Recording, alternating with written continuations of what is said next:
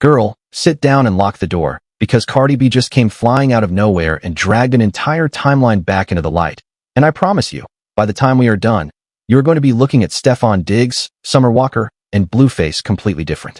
Word on the street is that Cardi B is officially over the internet playing in her face about her kids, that Summer Walker is not done throwing tiny little grenades at Stefon Diggs, and that Blueface just walked himself into the messiest own goal we have seen this month. Baby, this one is layered, and every single layer is worse than the last.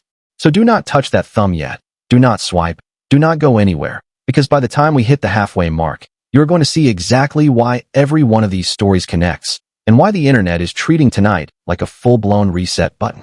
Okay, so it all kicked off when somebody bold enough to be brave and dumb at the same time posted a picture of Cardi B's kids and slapped a caption on it, basically screaming that it was obvious which one was her favorite child. And listen, if you know anything about Cardi B, you already know she does not do that quiet, polite, let the internet cook energy.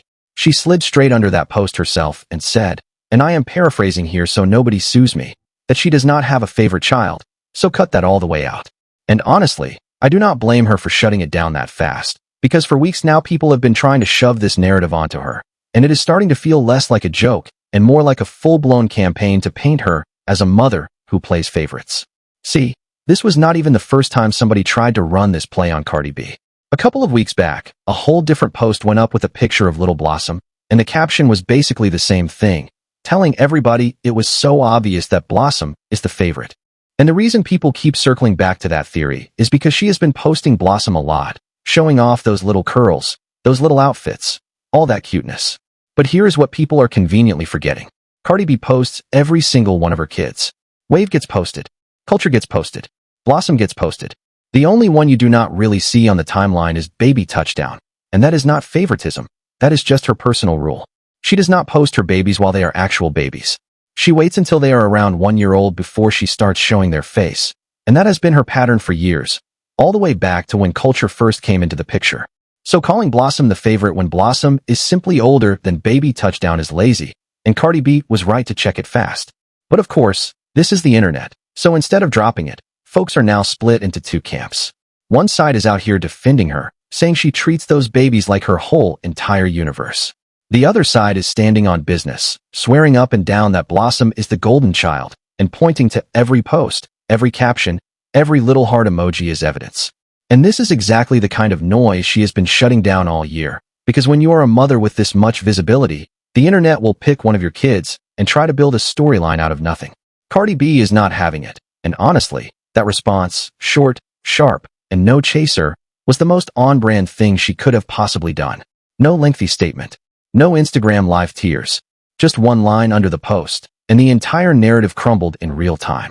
Now here is where the story starts to snake sideways. Because while we were all talking about Cardi B and her babies, Summer Walker decided to walk into the chat with a repost that has half the internet screaming.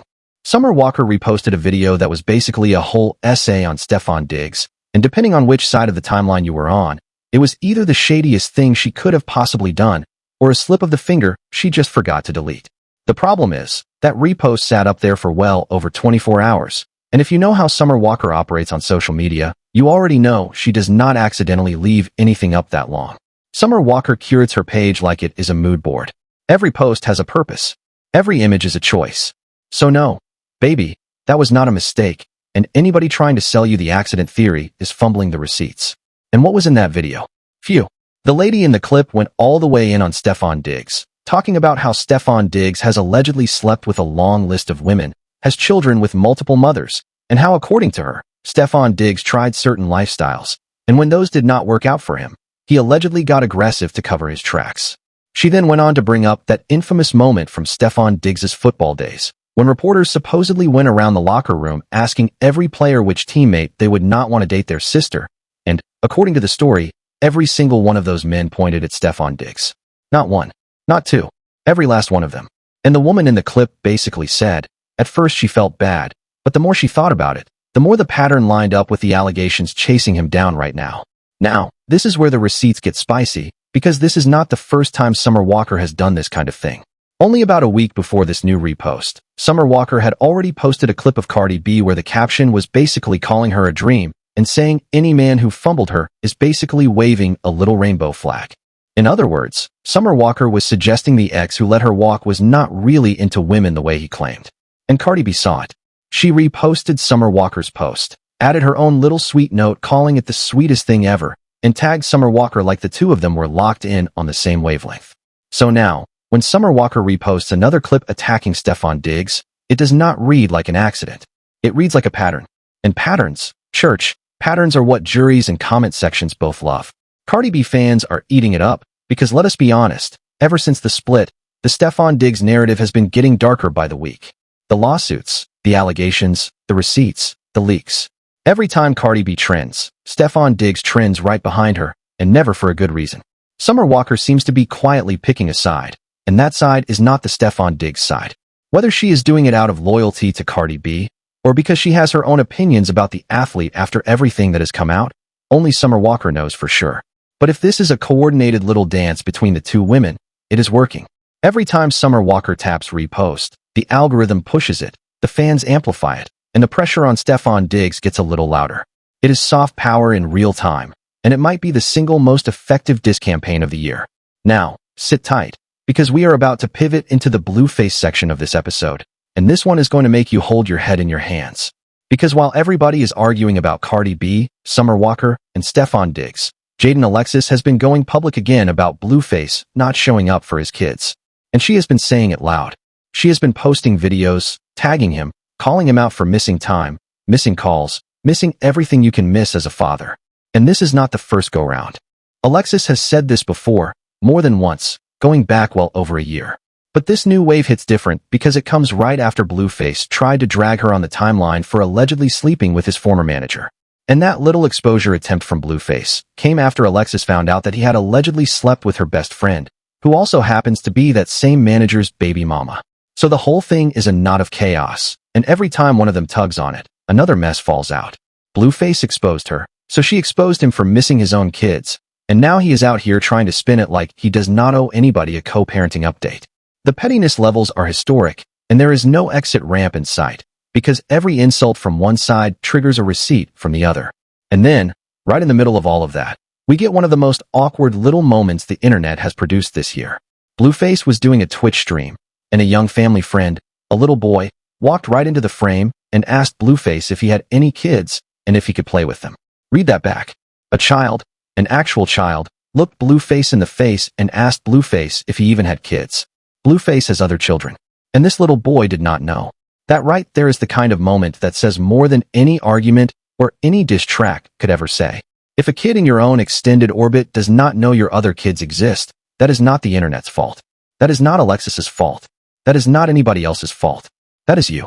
But instead of taking that on the chin, Blueface tried to smooth it over on stream by casually calling the kids he had with Alexis his bonus kids. Bonus. Kids. And that word alone sent the internet into a spiral. Because if you know Blueface's history with his older child, then you know how loaded that word is.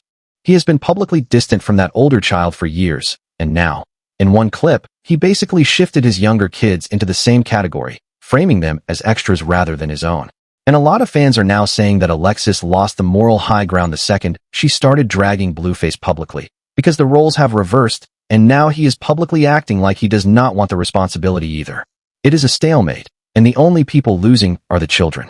Now let us swing back to the biggest story on the board, because none of this compares to what is happening in the Stefon Diggs versus Christopher Blake Griffith legal war.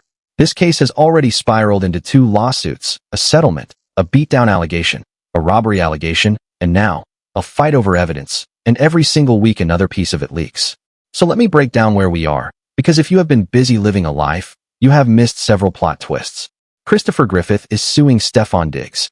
He is also suing the athlete's brother, and he is also suing a Los Angeles apartment complex where he claims the physical assault took place. The lawsuit against Stefon Diggs specifically is about the alleged sexual assault. The lawsuit against the brother and the building is about the robbery and the beatdown that Christopher says was arranged to scare him into keeping his mouth shut about what allegedly went down. Now, this week, we found out that Christopher has actually settled the case against the brother and the apartment complex. No dollar figure has been made public.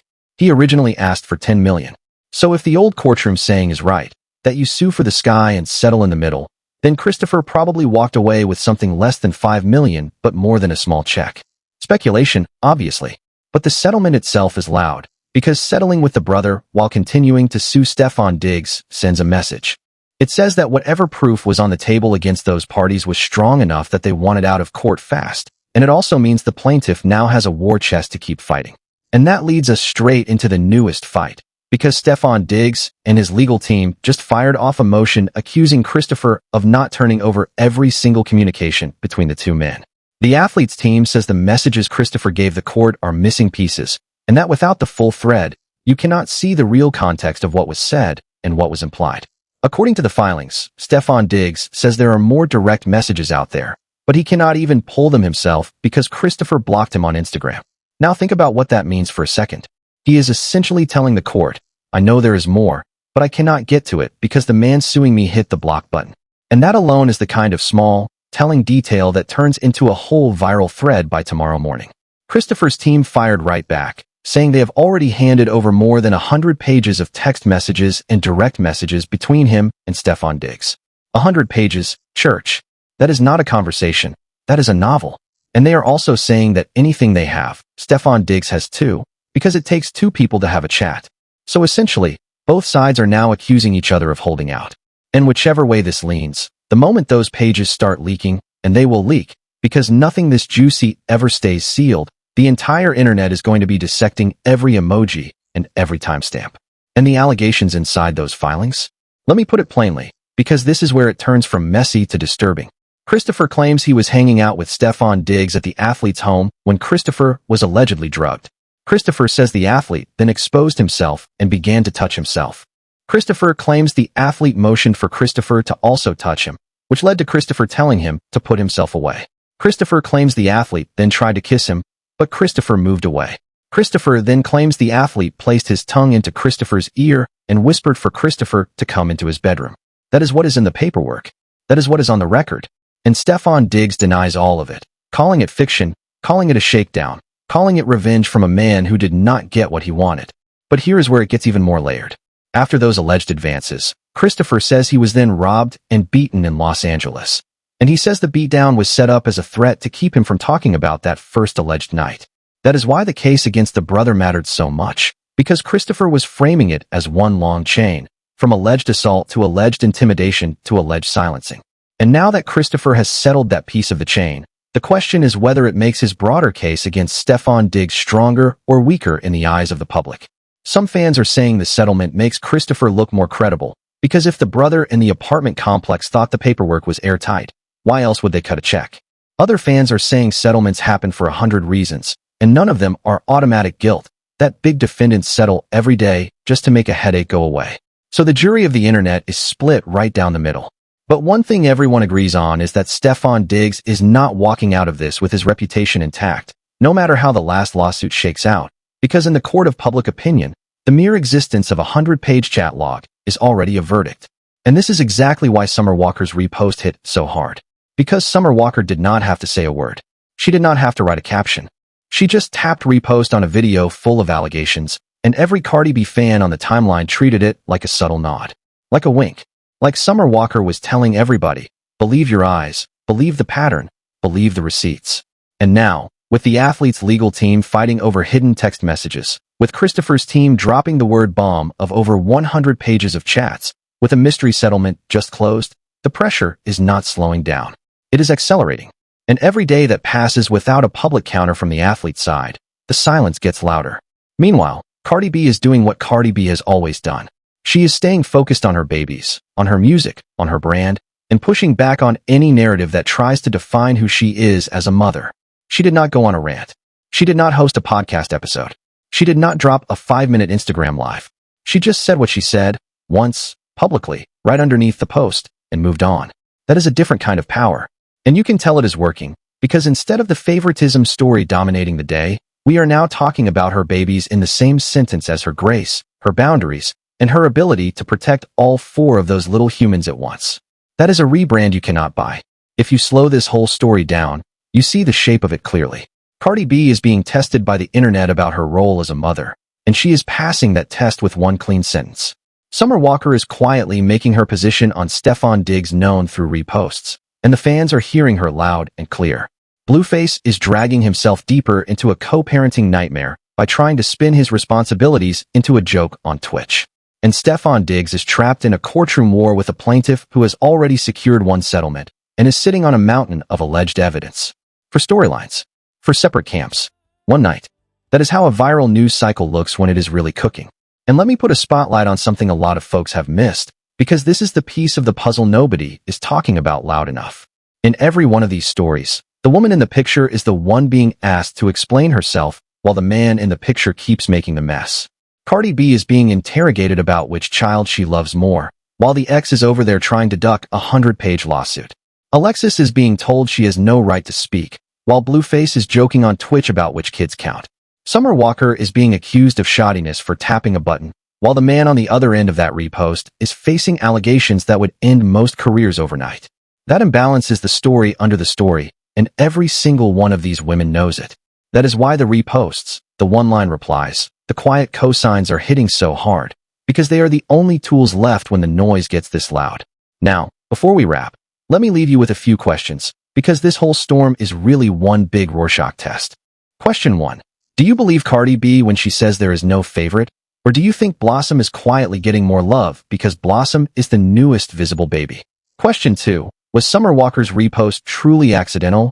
Or is Summer Walker slowly stepping into the group chat as Cardi B's unofficial bodyguard? Question 3. Does Blueface calling his kids bonus kids mean he has already checked out mentally? And is Alexis in any position to keep calling him out publicly given her own admissions? And question 4. The biggest question of them all. Does Christopher settling with the athlete's brother make you more likely to believe Christopher's story about Stefon Diggs? Or does it look like just a strategic legal move that has nothing to do with the truth? Because let me tell you, once those 100 pages of messages start finding their way onto the timeline, and they will, this entire case is going to reset. Every headline is going to reset. Every hot take is going to reset. And the same people who were saying Cardi B moved on too fast are going to be the same ones deleting old tweets and pretending they were on her side the whole time.